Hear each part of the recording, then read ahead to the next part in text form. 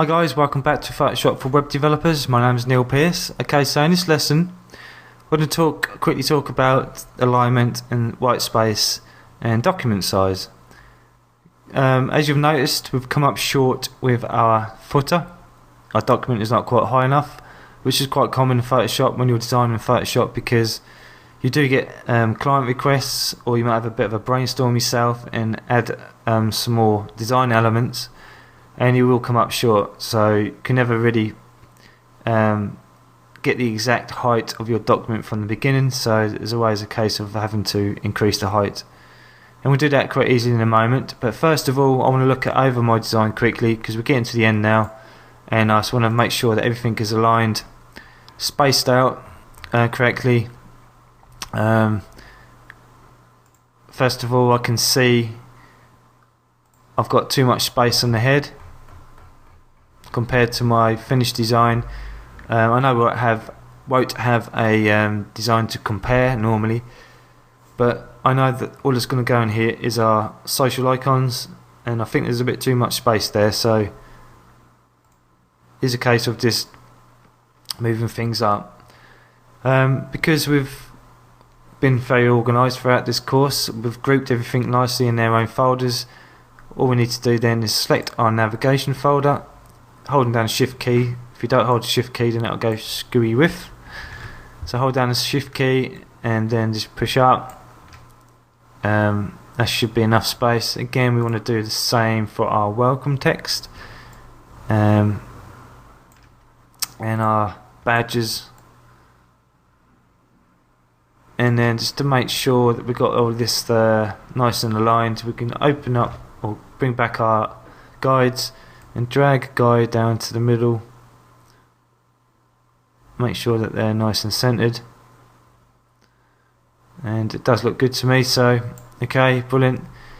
And if you want to get really fussy, I sometimes like to have enough or the same white space in between elements. Like for here, for instance, I know from looking at that is bigger than that, so I might just want to grab our welcome divider and just shift that up slightly.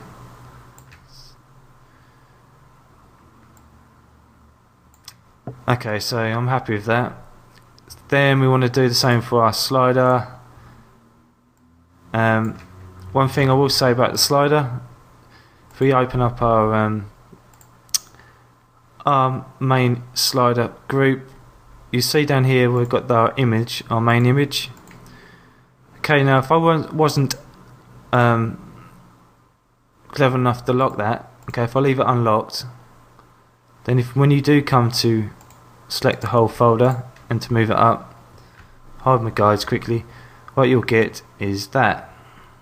Okay, the mask will push up and you won't have it all ski-whiffy, so you don't want to do that. So that's why I think this is a good practice to make sure that you've locked all your masks.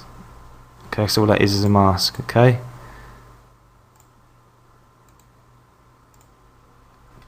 Alright, so that's a nice little tip. One that always gets me though. So yep, with that slider then selected, just move that up slightly. Ooh. And then we want to do the same for our services section.